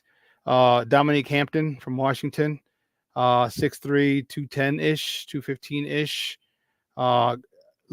Got phenomenal feet. Looks like he could be. He looks like I think he might have been a corner first. So Dominique Hampton from Washington, and then Tyler Newman, local kid, went to St. Charles. My cousin's boys went, St. Charles North, 6'2", 210, from out of Minnesota. I looked at them a little bit last night, and I was like, "Oh, okay, I'm impressed." Dominique Hampton is a big time. He's a big time playmaker, and he's a hitter. So is Tyler Newman. So they're both hitters. They both bring the wood, and I'm like, all right, cool. Except my guy turned me on to him yesterday, so I did a little bit, not too much. I watched some highlights. I mean, highlights are great, but I'm gonna go watch some actual tape of them. Like I liked what I saw in highlights, but now I got to see how these guys play, in a full game, not just selected clips that you put together to show your best work. So yeah, take a look at those guys and see what you think. Because those two guys look like they have a potential to take over for Eddie Jackson if seemingly like it looks like he's going to be gone. So Sunday. They got this little game going on out in Vegas. Sure. Talk to me. What do you think, Papa? Are you in the? Are you the I can't bet against Patrick Mahomes? Or are you the the full man? This 49ers got a real team. They got a stacked team with Debo and Ayuk and CMC and Kittle and one-time MVP talk candidate Brock Purdy. How do you see this game playing out on Sunday, Super Bowl 58? Yeah, I'm definitely in the can't bet against Patrick Mahomes. Certainly not as an underdog. I mean, I'll take that spread every single day of the week if you give me Patrick Mahomes and a couple points. Like I don't know. I feel like especially in the Super Bowl, like I can't purely just say it's just the quarterback. I mean, I know it's a team sport and I know that all matters, but like it's the Chiefs have such a quarterback advantage. And they also have a really good defense. Like if it was just Patrick Mahomes, like a couple years ago when they lost, right? It was Mahomes, but their offensive line was terrible, and they had Tyreek Hill, but not a lot in terms of other weapons. And then the defense was still kind of work in progress. Like it felt a little bit more, like Mahomes was on his own out there. Like I'll take Mahomes and some bad receivers with a great defense against a really, really good San Francisco 49ers team. But like if push comes to shove and it's tied with 2 minutes left and either Brock Purdy's got to drive and win the game or Patrick Mahomes got to drive and win the game, like everyone is taking Patrick Mahomes 10 times out of 10 in that matchup. And at the end of the day, like it feels like Super Bowls, even more so than any other game, ultimately comes down to which quarterback can make that big play for their team. And I'll take Patrick Mahomes. Unfortunately, I mean, I won't be upset if the 49ers win the game, but if my money's on it, I'm going with Patrick. Yeah, I'm not betting against Patrick. That's for damn sure. I like my money. I work hard for it. But I do want the 49ers to win. I've been a big 49er fan my whole life. I mean, we're talking back to, I'm a lot older than you. So we're talking Joe Montana, Jerry Rice, Roger Craig, Tom Rathman, Keena Turner, Ronnie Lott, like those guys back in the 80s. If the Bears didn't win it, I wanted the Niners to win it. So I have a Roger Craig jersey in my closet that I'll be wearing on Sunday. So it's tough, and I would say that. I don't know. I will say this. This is probably the best defense that Patrick Mahomes has had since he's been on the Chiefs. That's one hell of a defense he's got over there with him. He needs help with the receivers, but they had some issues early during the season. They seem to have worked them out. So I don't know. I think the better team overall is San Fran. They got a great defense as well, and they have more offensive weapons than the Chiefs. But I think the bigger weapon is Mahomes. I really, Brock Purdy came back last week. That was impressive. That was extremely impressive, and that was more than managing the game. Okay, that was more than managing the game. So I hope it's just a good game. I'm excited about it, man. I really am. I hope in middle of the third, start of the fourth quarter, I'm be like, what do you want? You guys want to go somewhere else? You know what I mean? I don't want to do that. I want to be engaged. Because I do have a dog in the fight. I do want Frisco, but it's not my bear. So it's like, okay, if they lose and you want to talk shit, fine, you can talk shit. I don't really care. So it's gonna be fun. I just hope it's a competitive game throughout. Do you do any betting or what at least prop bets would you like to take a look at? Man, I can't help but be in on Isaiah Pacheco's overs on carries and rushing yards, just because his defense has been the running game a little bit. Like, not that they've even been that bad, but I think they're going to try and get Pacheco going and not have to have Patrick Mahomes be the hero until the very end. Like, that's seen in the past when Mahomes in that last Super Bowl, like when Mahomes has to go do everything from the beginning to end and really just kind of fight for his life. It's a lot harder, and they don't always win those. So if they can get Pacheco going early and kind of keep that running game, keeping this 49ers defense honest, like, I'm taking the Pacheco props for sure. I do too. I like that kid. I really like that kid. He runs weird, but I like it. Yeah, and he's not big enough to be a power back, but he's a power back. I'm like, how does that work? Like, he's not Marshawn Lynch thick. He's not Derrick Henry big. He's not. And I'm like, how are you breaking all these tackles and moving the God blessed pile and you're not that big? I don't know, but I like it, and I think what I've seen from the Chiefs is what you just said a lot. You run the ball, run the ball, run the ball, run the ball. Oh yeah, by the way, we got this guy back here, Patrick something or other, who'll win the game at the end if necessary. And I think they've really done not I want to say a 180, but they've really transformed themselves from Patrick Mahomes throwing 5,000 yards. Now he don't. You know what? I don't have to throw 5,000 yards. I could turn around and hand to this guy. All right, he's going to get 100 yards. Clock goes down. I think it's very interesting to see that the transformation of that Chiefs offense. I mean, if he need be, he'll sling it like no one else. But it seems like he just much rather have it. Gives Pacheco here, there, and then okay, now it's middle of the third quarter. Okay, let me take my proverbial warm up off, and now I'll get in the game. And now you're really screwed, especially if that run game's going. Play action is a son of a gun. So I really like it, man. I really like this. How it's going to look. How it's going to play out. Hopefully. I hate to tell you, Shawn, but that's what the offense is supposed to look like with Caleb Williams and Shane Waldron.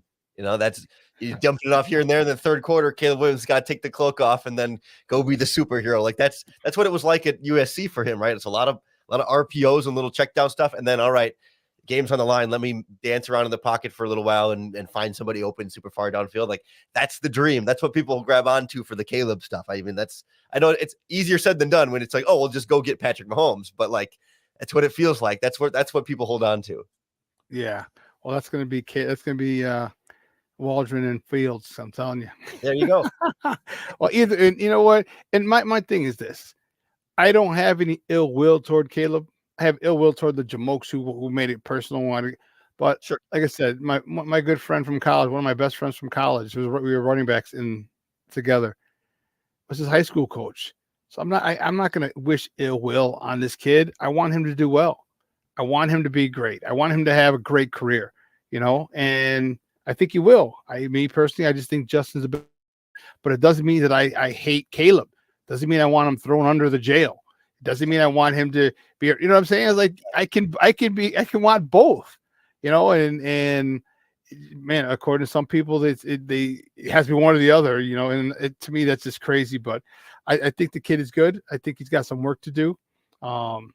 and whether it's here or somewhere else, it's going to be fun watching. Because I'm going to keep an eye on him. Obviously, whether if he's here, obviously I'll do a lot. I'll get to watch him. But if he goes somewhere else, like Washington, I'll definitely keep an eye on him, see how he does. Just like I'm going to keep an eye on Justin if he's not here. If they trade him to Atlanta or they trade him somewhere else, I'll keep an eye on him, see how he does. Because I truly don't think that he got a fair shake here. I don't think they did anything to develop him properly. I shouldn't say anything. They didn't do enough. All right. They finally got him to number 1 in DJ Moore. They finally got him a right tackle. All right, that helped. But the first 2 years, man, that was brutal. That was brutal what they did for him. So I think that's something everyone should be able to agree on, right? Like on both sides of this spectrum. Like, yes, Justin Fields was not properly developed and was often mistreated over his time in Chicago Bears. And I think it comes down to like, he's just it's just poor timing right now for Fields, where it's like, if the Bears didn't have the number 1 overall pick and didn't have Caleb Williams sitting there would be no debate or no discussion. There'd be no discussion. Yeah. You're for using these 2 first-round picks to build around Justin Fields and keep revamping the defense and the weapons and stuff. Like, everyone would be hunky-dory. We'd all be singing Kumbaya, but like, it's only the fact that the Bears happen to get this first overall pick and that Fields is in, the third or the going into the 4th year of his rookie contract. Like, it's purely a bad timing thing that has led to so much division, as opposed to like Fields being clearly this bad option that no matter what, the Bears needed to move on from Fields this offseason. Absolutely not. It's purely that Caleb Williams is available, and that changed the math for some people on Fields, and now we're bitter rivals arguing at each other about things that are totally unrelated to football. Timing is everything. Remember when Jake Arrieta was pitching for the Cubs back in the World Series year, and he had the end of 15 and the beginning of 16 where he was literally untouchable. At the end, and they won a World Series, but he wasn't out of contract. He came out of contract the next year. And they were talking, had he come out of contract after that, at that Cy Young winning award, he was going to get around $200 million. And that following year, one more year, yeah, he didn't get. It was like 75. I think he ended up with. I mean, I think he's in the food stamp line now with only 75 mil. I'm not sure, but yeah, timing's everything. And it just didn't line up perfectly for, like, if he was going on to his 3rd year. I think there's a lot less debate, because I'm definitely saying, oh no, hang on to this guy, build, because I like the prospect of 2 first-round picks in 24, 2 first-round picks in 25, possibly 2 first-round picks in 26. That's how you build a team. And from that one, and that's one of the reasons I like. One of the reasons I like it. I think Justin can do everything that anyone else can do physically, but the haul that you get. Like, from that number 1 pick last year, dude, we might end up with 8 to 9 to 11 players total. That's one side of the ball. And most of those players are 1st and 2nd rounders. That is insane. So it's going to be interesting to see how it plays out, man. And I burned up. I'm sure some people, we have burned a few bridges, but for all intents and purposes, I mean, we're all Bear fans, and I hope they do well. But so give me your pick, Papa. You said you can't bet against them, but give me a prediction for Sunday. Oh man, it's good. I think it's going to be a good game. I think it's going to be tight. I mean, that's really what I'm rooting for. If I had to put a number on it, I don't know. I'll say, I'll throw a weird score in there. I'll say 26-20 Chiefs. I think they cover even by a little bit, but like, it ends up being like somebody goes for 2 and doesn't get it. It's not like there's going to be like missed extra points or something, but it's going to be some weird scoring math there that ends up getting us to 26 with a couple field goals and a 2-point conversion or something in there, that the Chiefs try and go up by 8, and then, the 49ers score and then don't get a 2-point conversion. So it ends up being a weird, like, 26-20 is what I'll take. Okay. I'm similar. I have 27-24. And it's funny how you say that, because I had my own scenario in my head, how it was going to play out, and my predict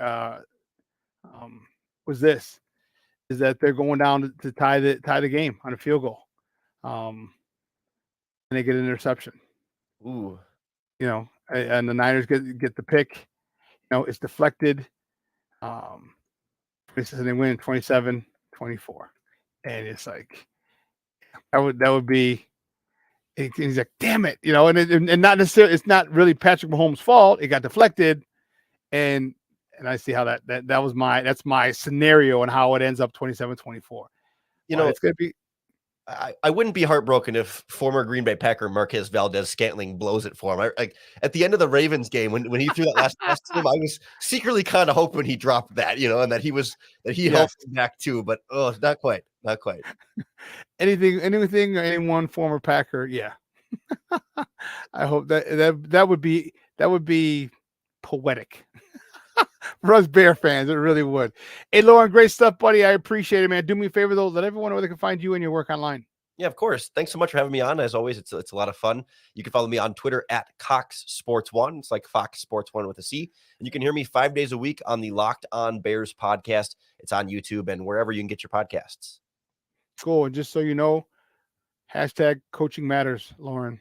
Hashtag coaching matters. I made the argument this offseason that the Bears OC hire would be more important than their quarterback decision, because whether it would. Caleb or Justin, if Shane Waldron is the wrong guy, you're screwed either way.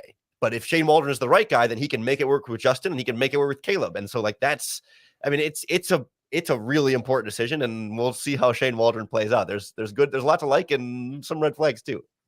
It seems like being able to work with Russell, being able to work with Geno Smith, but then you also got Brown, as a passing game coordinator who was actually coming in, who interviewed for this gig as well.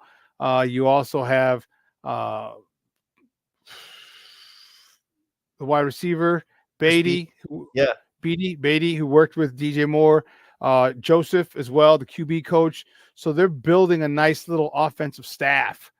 And these are guys who call plays. Most of them have called plays before, or in Brown's case and in Waldron's case. So whoever it's going to be, they're going to have a nice have the comforts that a CJ Stroud had, who had a guy in Bobby Slowick who can develop a quarterback, who can bring the best out of him and maximize his potential. So whoever it's going to be, whether it's Justin or Caleb or Drake May or Jaden Daniels or whoever, they're fortunate. Someone said real quick about JJ. He goes, "What about the hometown kid, JJ McCarthy?" I'm okay with bringing him in, but that's only if you keep Justin. I'm not saying if you keep Justin, bring him in. Him and Tyson Bagent, you have the ability now to keep an emergency third quarterback. Just let those two fight it out, all right? And I'm definitely cool with it, man. I really am. But Lauren, I'll let you go, Papa, because otherwise we'll be out here till like 1 o'clock talking Bears, baby. I appreciate it, man. Hey, man, thanks for having me. All righty. We'll talk soon. Bye now.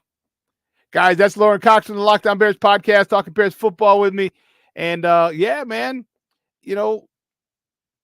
Chris, I'm okay with bringing in McCarthy. That means you're keeping Justin, because you know how I feel. I personally feel that Justin is the best option for this to lead this organization. It's my opinion. From what I've seen, I have no problem bringing in Jaden Daniels, but I think Jaden Daniels has really worked his way up into the top 10. And I think that the Bears have a unique opportunity here, because you can go 1-2, 2-3. Think of the haul you will have from that. Going 1-2 and 2-3. Or 1-2 to 2-6, depending. I don't remember what the draft order is right now. But someone jumps up, because yes, I want Marvin Harrison Jr. I do. But if we're able to get more assets, like, here's how this could go. You can get 3 number ones from Washington. Possible. This is best case scenario. You get 3 number ones from Washington and a number 2. Or 2 number ones, and a player. 2 number ones, a player, and a 2. Okay. Then for the number 2 pick, if you're New England at number 3, people are talking. They're going to be talking about Jaden Daniels. Do you want to take that chance of not having Jaden Daniels? New England needs a quarterback as well. So what are they going to give up? I'm not sure of the players that they have on their team that I want. You just get draft picks. You give me another 2 number 2s and a second-round pick. And then we draft Marvin Harrison Jr. And if we don't get him, I'm okay with Romeo Odunze. All right, I'm okay with who's the other wide receiver? I mean, there's a shitload of them. You know, you still got Xavier Leggett from South Carolina. Who's the other dude out of Romeo Odunze out of Washington? It's Neighbors. Thank you, Malik Neighbors out of LSU. Thank you, Brian. I'm okay with one of those guys. I'm okay with Neighbors. I am more than okay with Malik Neighbors if we don't get Marvin Harrison Jr. I feel Marvin Harrison Jr. is the only generational player in this draft. All right, but if we miss him, just because you don't get a generational player doesn't mean you're not going to. Doesn't mean you can't get a perennial All-Pro, a perennial Pro Bowler. Doesn't mean you can't do that. Doesn't mean you can't do that at all. And if you're going to get more draft picks, again, now you can think of the haul. You'll have 2 first-round draft picks in this year. You might have 3 first-round draft picks in 25. You might have 3 first-round draft picks in 26.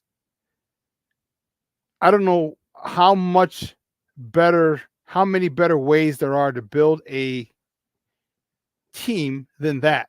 And here's the other issue. If Justin doesn't work, and I think it will, but if Justin doesn't work, guess what? You have 3 first-round picks.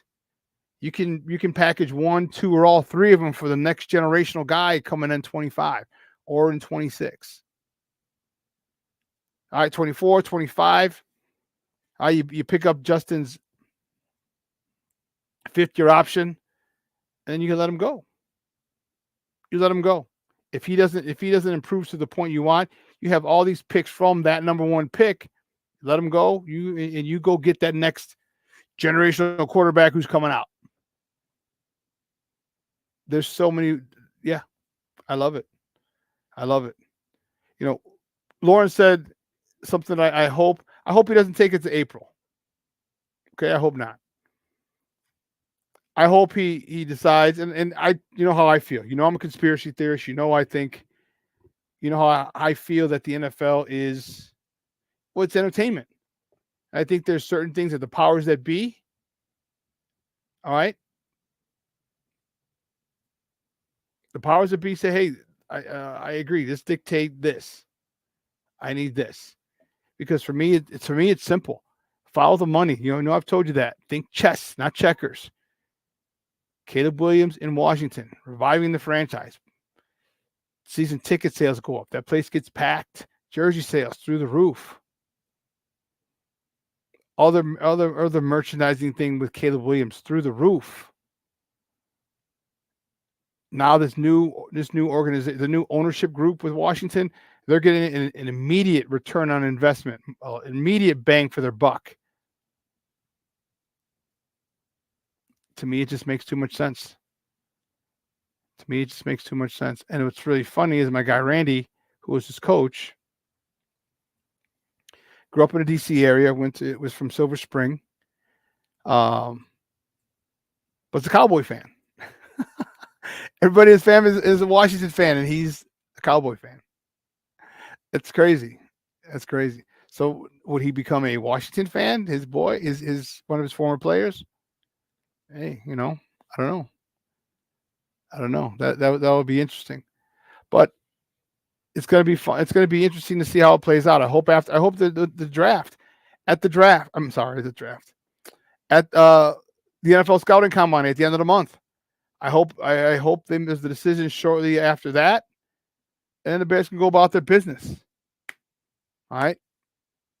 You know, they traded the number 1 pick. I could talk shit to all those people who said they weren't going to trade it, because if they do trade Justin, they're going to, believe you me, a lot of people are going to be talking shit to me. And you know what? I'm ready for it. It's okay. It's fine. That's fine, because at the end, when it's all said and done, I want the Bears to do well. Let's see what we got over here.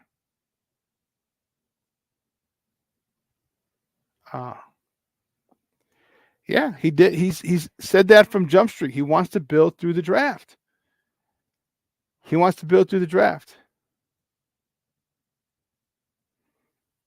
And what better way than to get a whole bunch of first and second round picks?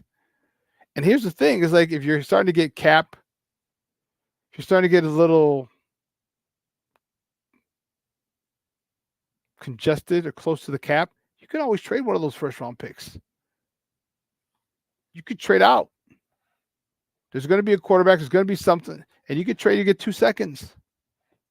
A second this year, you know. I'm saying for next year, 2 second round picks. There's just so many options for the Bears. And Lauren is a guy who believes or who wants to draft Caleb. And I'm not. I think you all know that. I've been pretty clear on my stance. I don't think Caleb is the dude to run this organization. It doesn't mean Caleb isn't the dude to run another organization.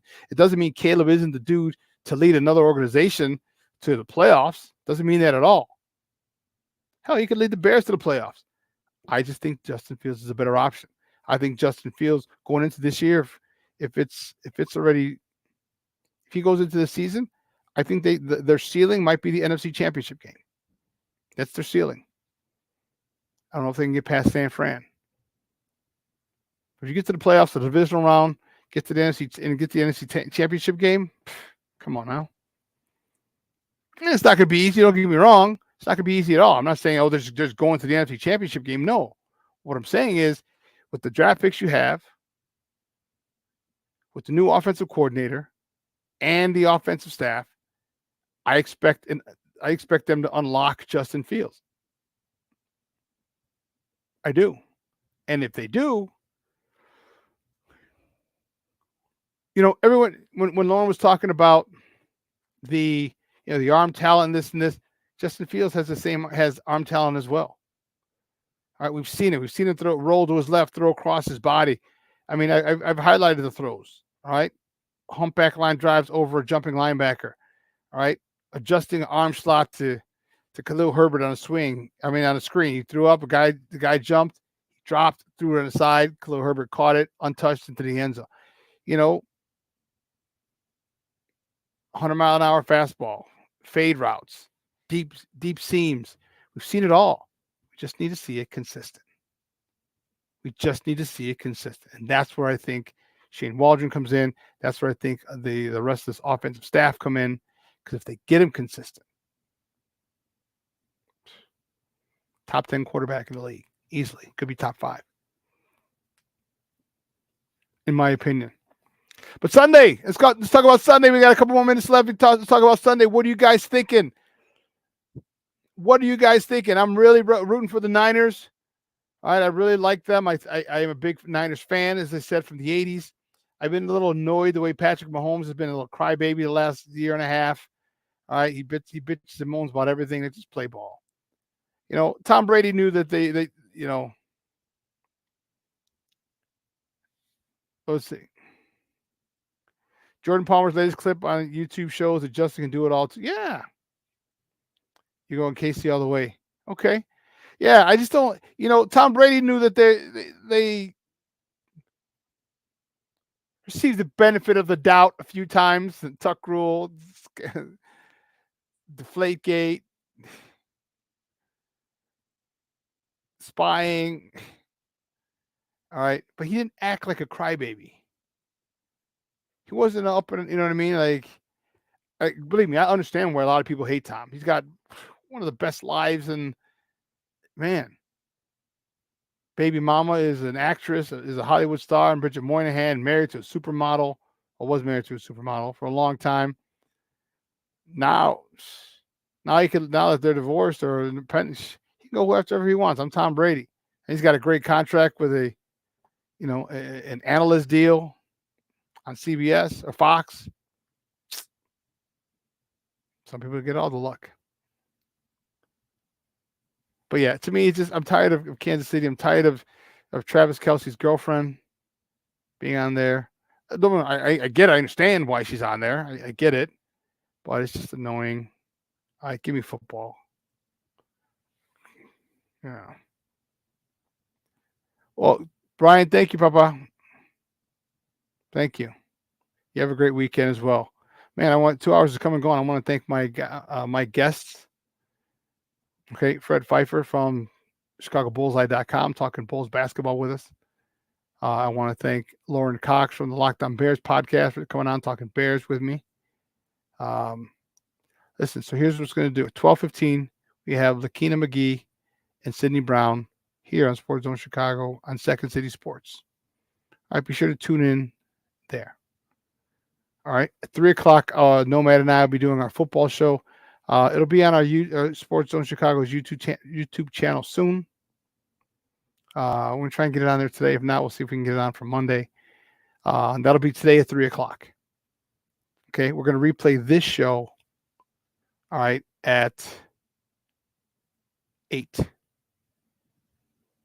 At 8 o'clock. I'm going to replay this show at 8 o'clock. So you can catch this. If you missed it, you missed anything, you missed any of the interviews, go back, check it out. You can do that. All right, guys, it's going to be a phenomenal weekend. We had the rain last night. We're good now. 40s. Do us a favor. Get out there and enjoy it. Enjoy life. Don't be stuck in the house. Don't be, you know what I mean? Like, don't just get out there. Get out there, have fun, enjoy. This is beautiful weather. Why? I don't call him potato. You know what? Enjoy the Super Bowl. Yeah, and guys, these Coaching Matters t-shirts, they'll be on sale shortly. We're working to get a guy to get a site set up. It'll be on a link, my link tree. You'll be able to order them from there. Yeah. So listen, guys, have a phenomenal weekend. Your boy, the SuperBack, is out. Make sure. So for everyone here at Sports Zone Chicago, Elliot Baez, our executive producer, Clarence Council III, my social media guy, my producer Steve Weekly. All right, my co-host Adam Sencha I'm your boy, the SuperBack, Shawn Sierra. Again, enjoy this weekend. Be careful. Be careful. It's the biggest day for DUIs. Sunday, Super Bowl Sunday. Be careful. All right. Stay home. Get a designated driver. Call an Uber. Because let me tell you something. The cops are going to be out. All right. So everyone here at Sports Zone Chicago, I'm your boy, the SuperBack, Shawn Sierra. Got to go pick up the warden from CrossFit from her class. Guess what? Have a great weekend, boys, girls, sports owners. I really love. I appreciate the love and support you give me every show. Keep it up. Hit the like button. Spread the word. And what's the last thing? Who said something? You're so stupid. You're so stupid. Anyway, guys, I'm out.